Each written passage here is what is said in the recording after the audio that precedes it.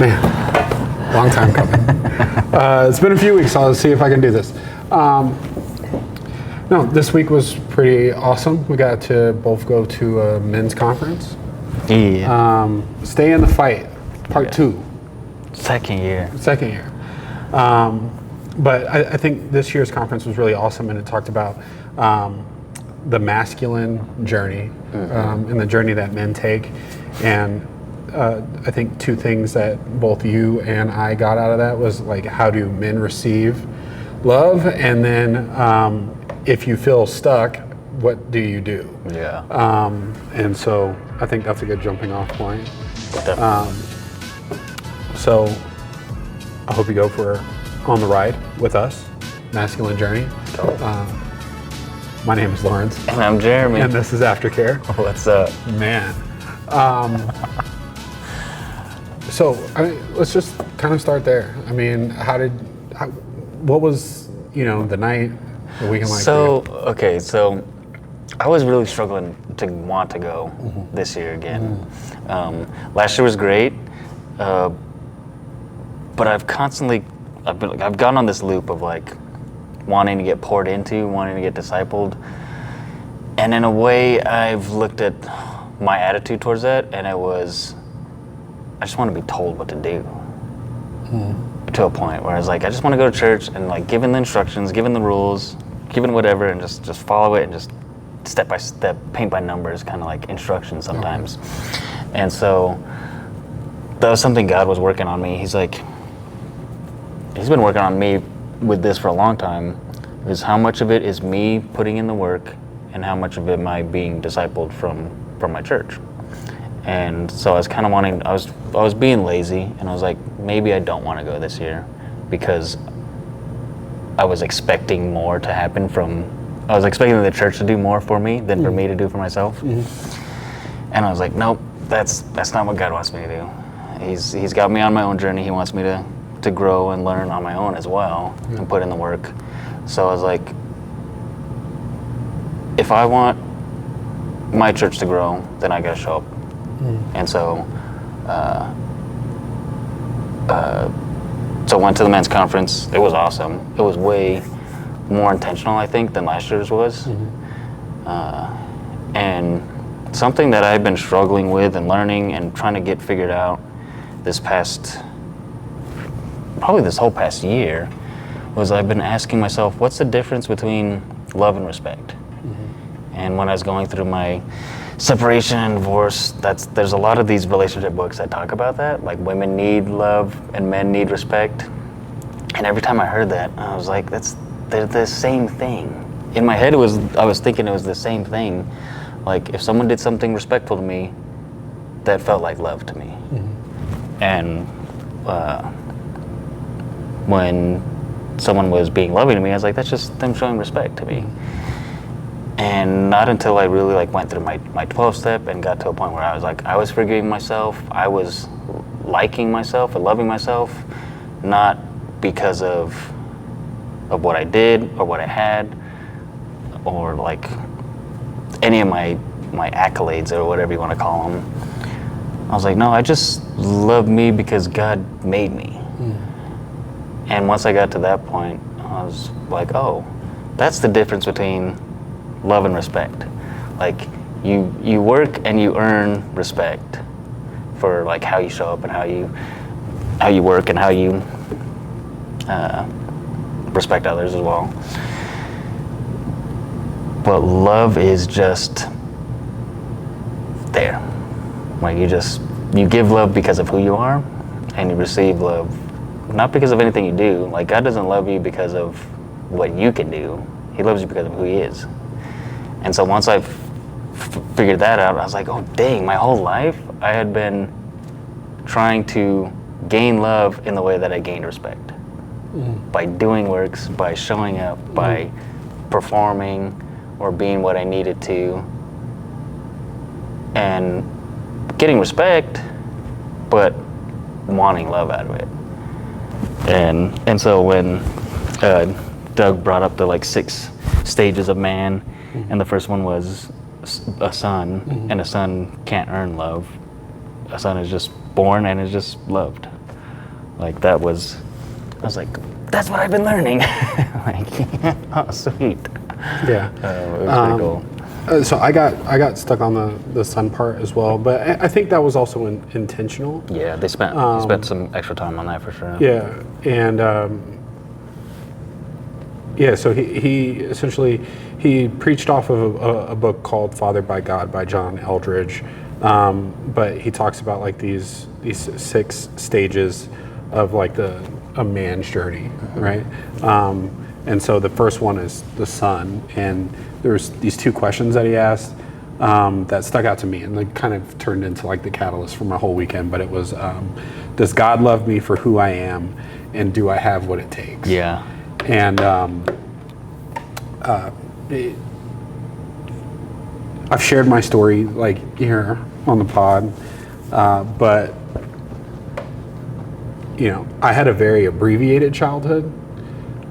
So love for me is I think entirely different, like how I receive it.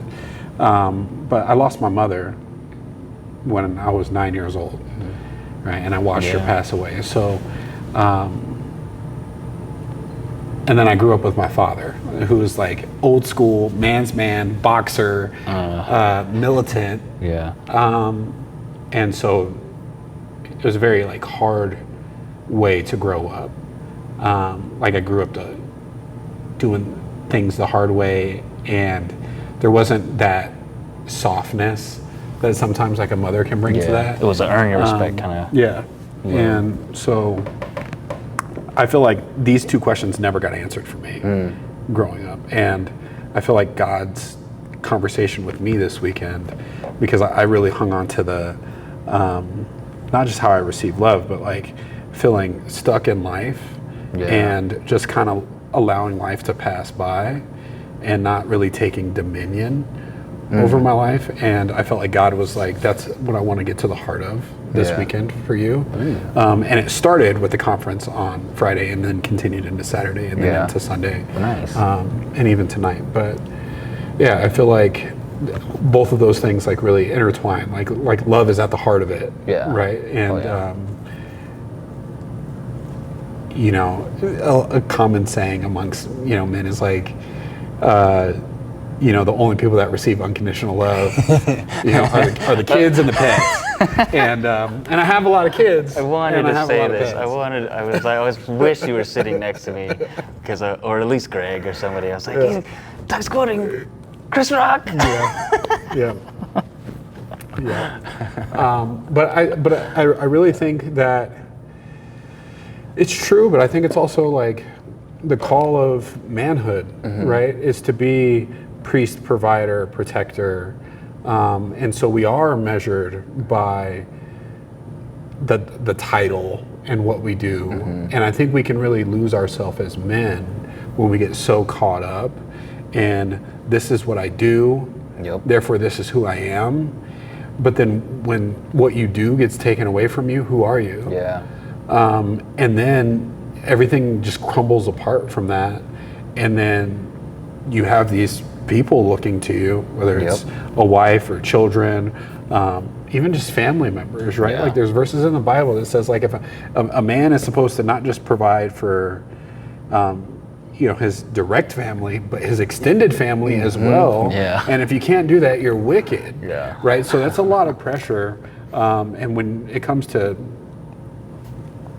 being loved as a man with that kind of weight and pressure, like you feel that as a teenager, you feel that as a young man trying to figure things out, you feel that as an older young man trying to, you know, start a family, raise a family, and then certainly as a middle-aged man, and so at every step of manhood, how you receive love is just always in question, I think. Yeah, and that's what I get so stuck on. I think most men get stuck on that, is that they're 2 separate things.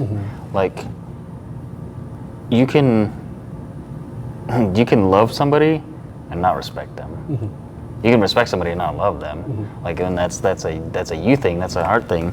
And so for men, we're called to like build and serve and protect and provide, and all of those things, like how you do those things, you will get judged on. You will get judged on, and if you are not doing very well, you are going to get disrespected and like not viewed as like more of a man. But then to have them be two separate things, like, but you are still loved, but you're still valued. Like God still died for you, even though you are cashing a welfare check or whatever it is. And I think that's where we get so stuck. I know that's like for my story, you know my story too. That's where when I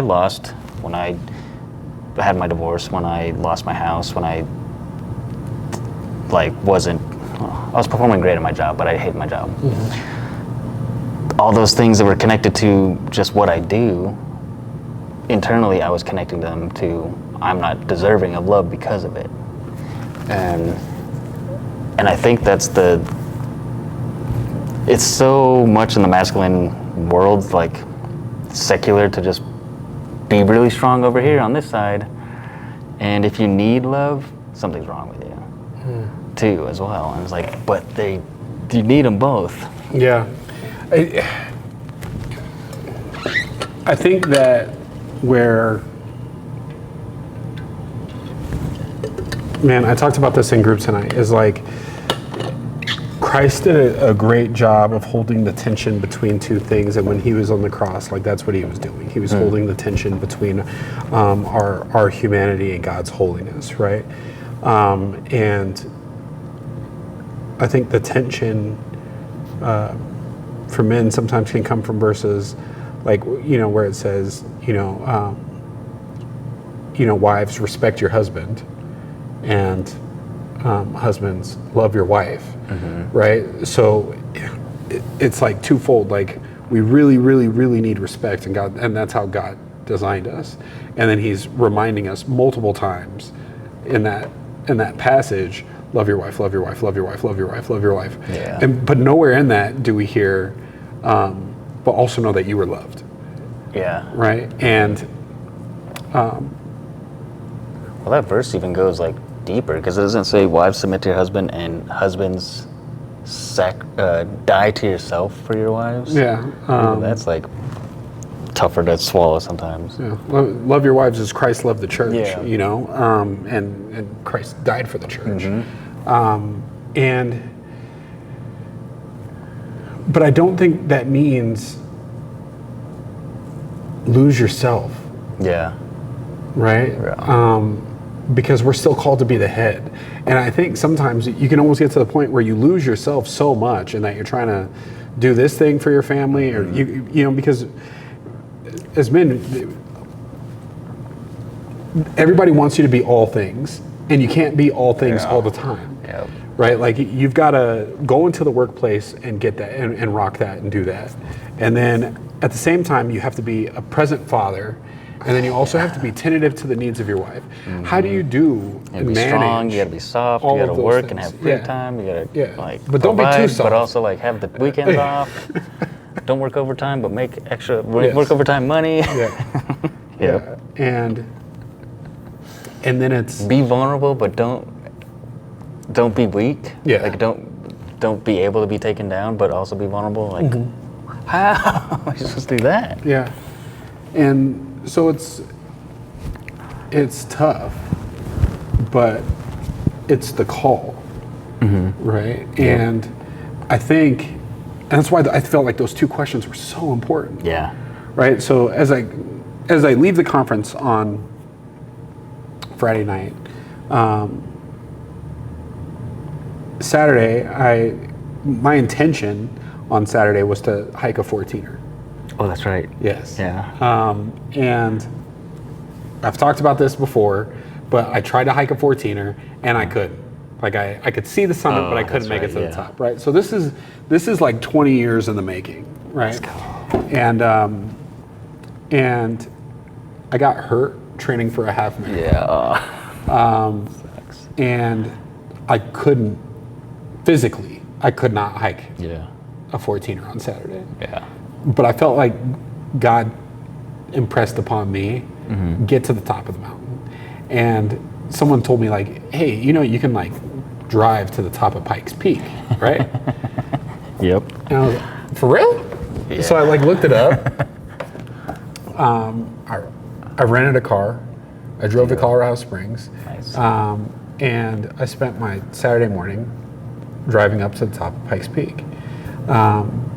And I got up there, and it was like a kind of a gloomy day, so there was like a lot of cloud cover, and it was cool, but it's just me in the ride, and I just got to enjoy it. It takes like an hour to drive up,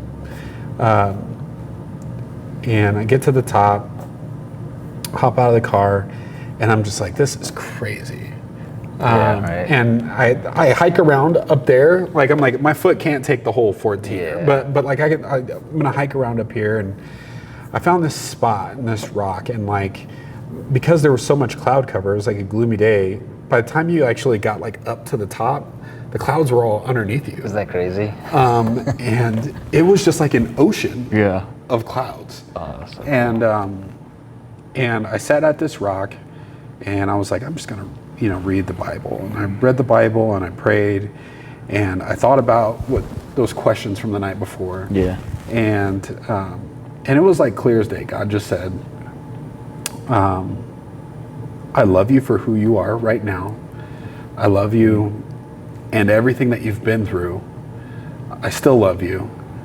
And you do have what it takes. And it was like, I could have stayed up there forever. Yeah. Like, I wish I was still up there right now. And Nice. I think I stayed up there for like 3 hours. Dang. And I came down, and the man that went up that mountain is not the man that came down that mountain. And so for me, that was the step. Like, I just had to find a way to the top of that mountain to have an experience with God. There you go. But those two questions being answered, they can change the way I go through life now, and look at love and look at respect, because I know that God loves me. Yeah. And I know that everything that He put in me, He put in me. And another thing that I heard in the conference is my favorite verse. So I mean, it's, 2 Corinthians 12:9 is, God's grace is sufficient where I lack. And it's like, it's one thing to hear it and know it and believe that about my recovery. It's another thing to believe that as just like, as a man. Yeah. Like, everything that I don't have, God's grace is sufficient. Yeah. Like, if I think that I can't cut it as a husband, father, business owner, career person, whatever it is, like, whatever I don't have, God's grace is sufficient. Just step where God's telling you to step. Oh, yeah, when that anxiety comes in, the fear comes in, and God's like, no, I'm enough. Yeah. My grace is enough for you. I'm like, what am I freaking out about then? No, that verse, the two questions, I really had to get over that first one, like, to know that I'm loved. Like, that was like a huge step for me, my growth, my recovery, my relationship with God in the past 2 years. And then that second question is, it's something that, I mean, as men, we're asked that all the time. Do you have what it takes? Do you have enough? That's why we love competitions, right? Is our team good enough to have what it takes, whatever it is? And I've been able to like reframe that question more often when I'm going through trials, and I'm like, God will bring stuff into my life, and it's like, thank you, God, that you're bringing this trial into my life to show me that I do have what it takes. Because if life was cake, if life was easy, I would never have that question answered. Like, well, do I have what it takes? My parents have taken care of me my entire life, or I've been given money my entire life. I've never worked a day in my life. Like, how do I know if I have what it takes? How do you know you have what it takes until you've had someone put 300 pounds on your back, right? Yeah. And I think Pastor Doug talked about that. He was talking about working out Sunday. too, and I was like, yeah, let's go. And that's why I said, like, it all, everything kind of piggybacks off each other when he talked about prayer. And there's good prayers, and then there's better prayers, and it's God, would you just get take this weight off me and get me through the situation, that's versus saying, God, will you make me stronger to carry the weight of what I'm dealing with in this season? And it's like, dude, like everything ties together the whole weekend if you really like, and it is that it's talking to God and having a deeper relationship with God than what you thought. Like, how can you receive love? You can receive love by intimately knowing the Father, by praying better prayers, and being bold with your faith. Yeah. And if you know that you're made in the image of God, He loves you, He's your Father, you can go to Him always, He's always going to hear from you, and that you can pray better prayers, that He has more for you than what you can even begin to ask for. Like, stop asking for God to make it easy and start asking for God to make you the person that can get through the hard stuff. Ask for what you think is impossible, because it's not impossible. It's not. It's even what you think is impossible is light years behind what he can do. Yeah. And like when Doug talked about his dad hitting the tennis ball over the ball the vest, I was like bawling when he did that story. From the perspective of a 7-year-old standing behind my father hitting. Can you hit it over the house? I was like, and seeing your dad just blast this ball. I was like, yeah, it's a tennis ball. And he was like, I know, forever. And the image he created of that, you know. That got me. Because I have an 8-year-old. And if I was a almost professional baseball player and he stood behind me and watched me crack a ball, he probably would think, like, my dad is amazing. And sometimes I think we almost make God too small and stop realizing like how amazing He is. Like, you ever wonder why we do that? Almost like it makes us feel safer, like we're in some kind of control over our lives if like we can like make God smaller. Yeah. It's like, but then so much worse. But I think that's why God created the earth the way He created it. Yeah. Because going up 14,000 feet, like literally standing on the top of a mountain and realizing like how big a mountain is, and that He placed it there. Yeah. You know, and it wasn't just that I was up there. It was seeing the clouds. It was seeing there were things alive up there. I didn't, you know, like. I didn't expect to see like growing flowers and like muskrats or gerbils and hamsters. There was 2 hawks flying in the air above me. I was like, what a life! Yeah, what a life for these 2 birds. They're just flying around at the top of the world. They're being provided for at the top of the mountain, like away from everything. And that's the view that they get to just go fly up and see. And it goes back to what I was saying about like living life and letting life go by. But God says, take dominion. Don't just let life go by. Yeah. Take dominion over your life and realize like everything that He put here for you. Like there's a purpose. There's something He has for you. Like go get it. Yeah. Go take it. And be a king over the thing that He's given you. He's your king, but He made you a king of something else. Yeah. Like He's gonna put you in charge of stuff. Yeah. You just gotta show up. You just gotta take the step. He's gonna give you what you can handle for today. Take your step, and then look back 2 years to whatever first step you were taking. That wrecked me this Sunday. I totally forgot that Doug was saying to pray that prayer. Pray that prayer of. God, give me the strength to take on challenges. And I don't know if I said it on the podcast. It probably would have been like episode 2 or 3, where I was like, I'm praying the stupidest prayer ever. God put me through like trials to make me stronger or something like. No, I definitely. Do you remember what I prayed? Yes. I don't remember what I prayed. I do remember. But it was so simple. It was so close when Doug brought that up this Sunday. I was like laughing and crying at the same time because I was like, I wanted to stand up and tell everybody, like, yeah, it sucks. I prayed that prayer. It sucks, but I would not be the person I was today. I am today if I didn't pray that prayer. Absolutely. And it is scary. It is scary to. It is because I don't remember the exact words. I probably could go back on the podcast if it was on the podcast. I know I said it in recovery circles multiple times.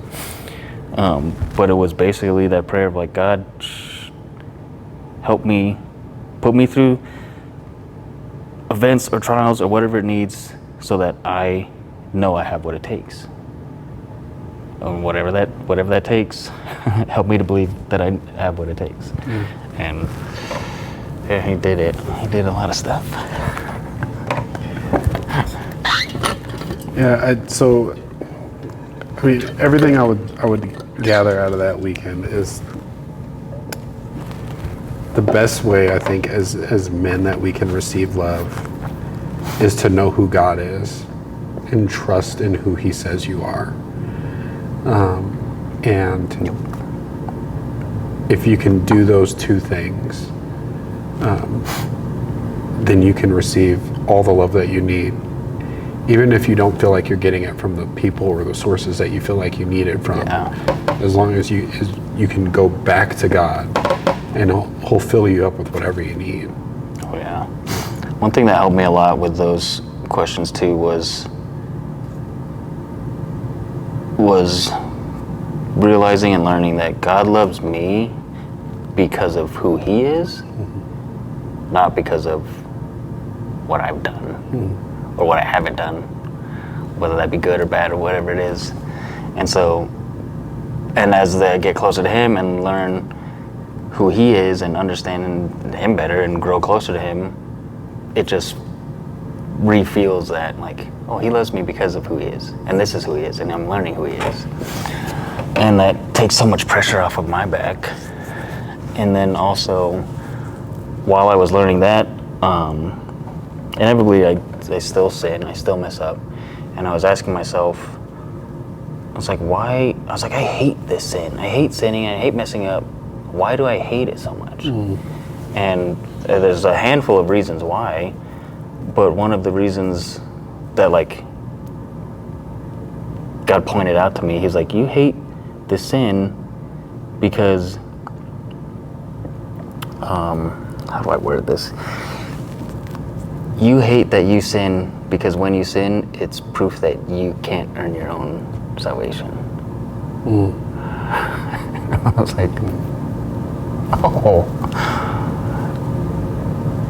And not in a way that's like, okay, so I should love my sin, but also how like Paul talks about boasting in his weakness, because it shows what God's truly capable of, right? And so just on like so many different levels, just that one question of God loves you no matter what. He's taught me on so many different things just in the past 2 months since I saw you last. It's been good. Been good. Yeah. You got anything else? I don't think so. That was a good one. It was. Man. I don't know who's listening to this. I don't know who watches these.